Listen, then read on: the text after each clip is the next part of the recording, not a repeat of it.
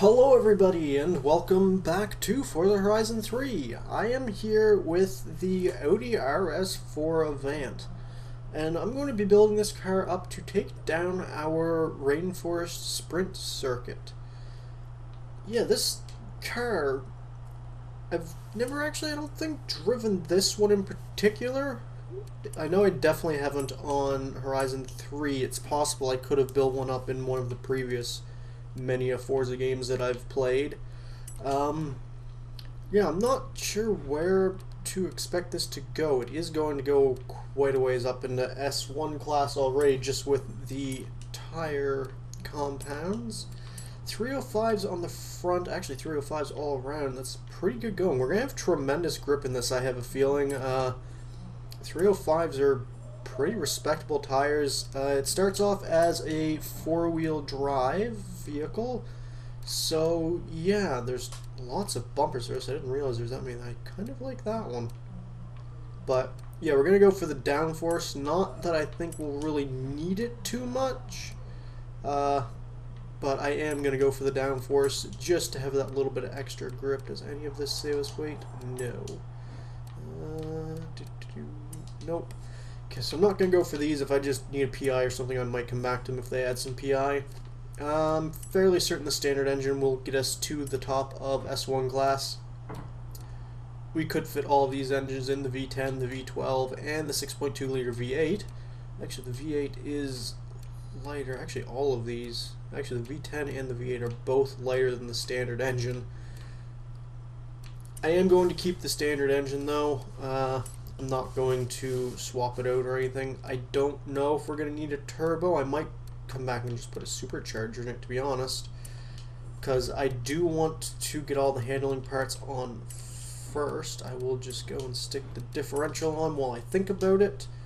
Yeah, let's get some... Oh, we don't have the ability to upgrade brakes. That's interesting. Okay, let's get all of these bits on now. I'm not sure if I want to go with the roll cage or not, because it does add weight and it is a relatively heavy car. From the standard, it's almost 4,000 pounds. This will put us over 4,000, and it's a modern car, so I don't know if we're going to need that chassis rigidity. It would help the handling slightly, but I'm going to try and get the weight reduction on first. I kind of expect us not to get this on, but yeah, it gets us down to almost under 3,000 pounds, just under 3,200 actually. We may be able to take some of that weight out with some of the power parts. I do want to put these on first, though. I doubt I'll need a supercharger. That gets us down to just over 3,100 pounds. I'm just trying to remember what takes out weight. That doesn't. Does ignition take out weight? No. One of these bits will take out weight. I know. Well, there we go. That one does. And does air filter by chance? Yes, it does. Not a lot of weight, but it still does take out weight. I can't remember if these do or not. Yes, they do. And we can still get them in the car. We're going to be looking at a fairly decent amount of power. It's over 500 horsepower right now, and we still have a few bits to put in. We need to somehow come up with 5 PI. That would put us over. I might just go with, actually, would the oil and cooling fit in? It will. It only adds 9 horsepower. I don't think that's really worth it for the amount of weight that it adds. So I'm just going to stick on the flywheel, get out some weight there, and then see if I can sneak on a driveline. Ooh, I can. Now, I could go for stage 2, but I want to see if I take a stage of flywheel off, if that will actually drop back down to S1. Yes, it will. So for 5 pounds, basically what I did there, this would have taken an extra 5 pounds off for us, but it would have kept us in S2. But I'm going to do a trade-off, because the drive line, if we would have went with, say, this stage of drive line and the full flywheel, it would have kept us in S1. But this stage of driveline is 13 1.2 pounds heavier, so this one is actually the better one to go with. It'd take even more weight out of the car, so we're under 3,100 pounds actually. And I doubt it, but I'm gonna have a look. Maybe we can sneak. We can take out a few more pounds out of it and stick a clutch in it. I doubt we'll get a gearbox. Yeah, no, we're not gonna get a gearbox. We probably won't need it. So yeah, the Audi is looking pretty impressive. 530 horsepower. It's not the torquiest of engines, just under 400 foot-pounds of torque, and it weighs just over 3,000 pounds. I feel like this car is going to be able to carry a lot of corner speed, and that is where it's going to make up its time and the launch of the corners with the four-wheel drive. But to find out if it can beat the Ford SVT Cobra, we will have to take it to our track.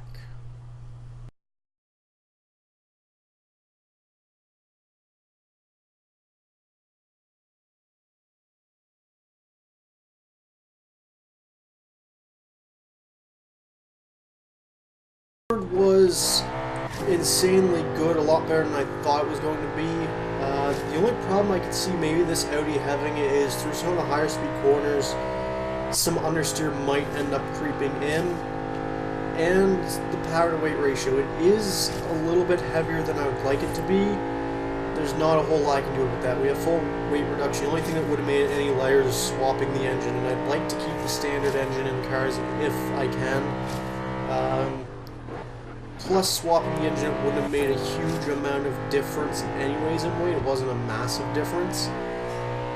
But yeah, this Audi I definitely think could go fast. I just have to be aware that we could get some understeer through some of these sections. This corner up here has been notorious for causing cars issues. You can get some understeer just like that. I just got away with that.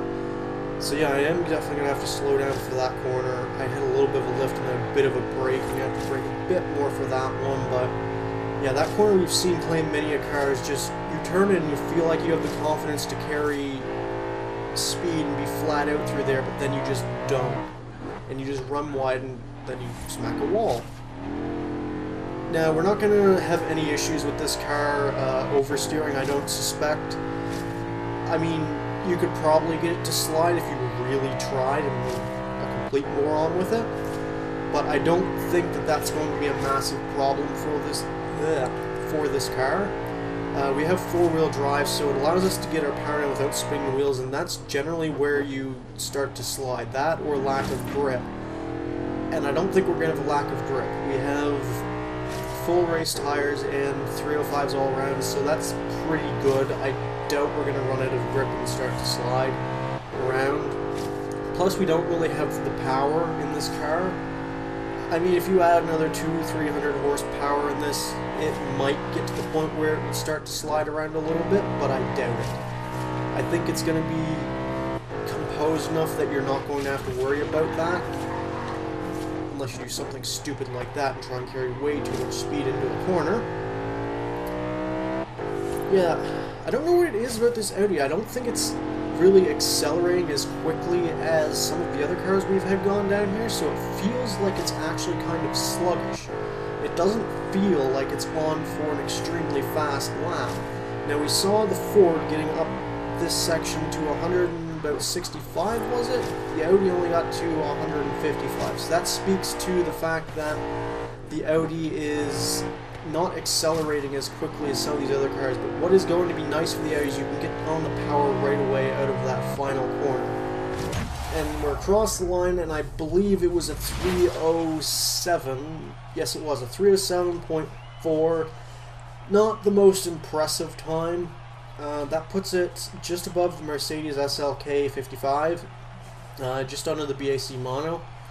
I think there is some time to be made up. If we make up another second, we will go just a bit slower. Like if we made up like just a little bit more than a second, we would be going faster than the BAC Mono. Yeah, I think this car can do it. Okay, we're back to take the Audi for its second run down the Rainforest Sprint Circuit. The big story, there's not really that much understeer. I kind of expected more. It's a relatively decently powered car, 500 horsepower, all-wheel drive. I kind of expect a bit of understeer. There really isn't the understeer that I thought there would be. It has tremendous grip through the corners like I was expecting. You can carry speed through these corners, but I think the major problem with this car is it just doesn't get accelerated as quickly as it needs to. Now, I'm not sure if that's just due to its weight or if it's down to maybe gear ratios, because the gear ratios seem to be, they don't seem, I want to say quite long, but quite long isn't the right word. The gear ratios, I think, are a bit too long for this course. I think that the car would benefit from slightly shorter gear ratios, but I'm not going to mess around with gear ratios or camber or anything like that for any of these cars. I'm not going to tune them unless the gears are completely and utterly rubbish and the car is like doing 100 and buzzing on the limiter. Yeah, just to try and keep it fair, I'm not going to be messing around tuning any of the cars. So yeah. But I definitely think this car would benefit from slightly shorter gear ratios. Longer gear ratios do help you in some cars to help quell some wheel spin, but this car wouldn't. I don't really think it would have a problem with wheel spin if it had longer gear or shorter gear ratios. Sorry. But yeah, I think that shorter gears would actually benefit this because it would be able to get accelerated that little bit quicker. And I mean, we're not actually reaching our top speed. There's no point in this track that the straight is long enough that a car is going to be reaching like 200 miles an hour. I think one of our highest speed sections is there before the final chicane. I think that's about where cars start reaching their potential, and right about here they also do start reaching quite high speeds. We saw the Audi just getting up to about 160 at that corner. Try not to slide it through that section. This section has been quite a focal point for cars, and I've said it many times and I'll say it again, if you don't get that section right, you are going to lose time. I pushed a little bit too much and ran wide, but it's better to run wide if you're going to run wide anywhere. It's not those three corners there. It's better to run wide on the last one because it's not really going to cost you that much time in comparison to running wide on the first one. Try and carry good speed through here, get slowed down for this final section, and then we'll boot it across the line and we'll see what time we get. It is faster than last time. It is a 3:05.7.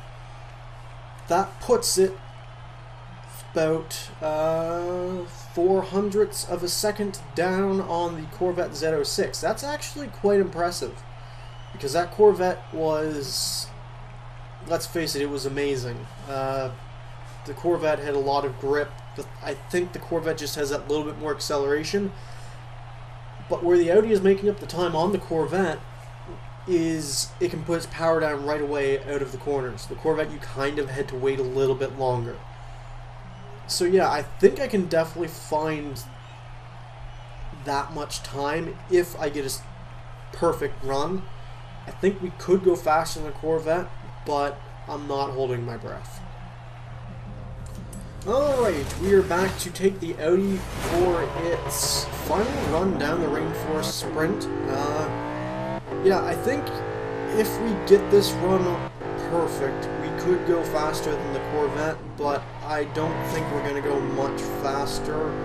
That last one was a pretty spot-on run. I ran wide at a few corners, and that could make me up that little bit of time that I would need to dethrone the Corvette.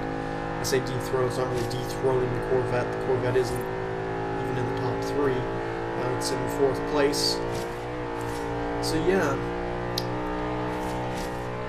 we might be able to go faster than the Corvette, but I'd say be pushing it. Kind of, back end kind of stepped out a little bit under braking there. That's odd. Yeah, I don't think that we'll be challenging the Trans Am. The Trans Am did a 3:05.1.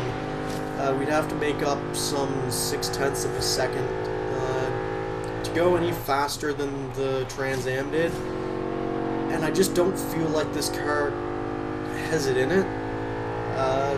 Yeah, it's just one of those cars that it has potential, but it just, I think, weighs too much. Maybe if we had put more power into it, instead of putting like maybe the aero on or some other little bits, maybe it would have gone faster, but I don't know, because you'd be sacrificing some bits that do save you some weight to get a little bit more power. Yeah, oh, I cut that corner a lot. Oh. That was totally my bad. I actually turned in that corner. I was trying to keep a nice tight line through there. Turned in a bit too soon, stuck a wheel on the grass, and then, yeah, the back end let go a little bit, so we lost a bit of time there. That's kind of been the story through a couple of these videos. I've been on the last run, and you'd expect that I'd know the track a little bit better, know the car better, so I'd have a faster final run, but it seems like I'm just pushing the car a little bit too hard.